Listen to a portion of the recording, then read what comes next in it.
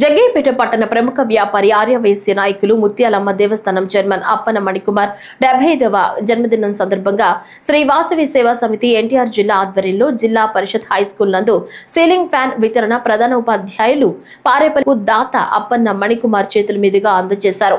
ఈ కార్యక్రమంలో ఎన్టీఆర్ జిల్లా కోశాధికారి కంబంపాటి రవికుమార్, జిల్లా మహిళా విభాగం అధ్యక్షురాలు వసా నాగమణి, జిల్లా మహిళా విభాగం కోశాధికారి ఊటుకూరి అలేఖ్య మరియు ఉపాధ్యాయులు పాల్గొన్నారు।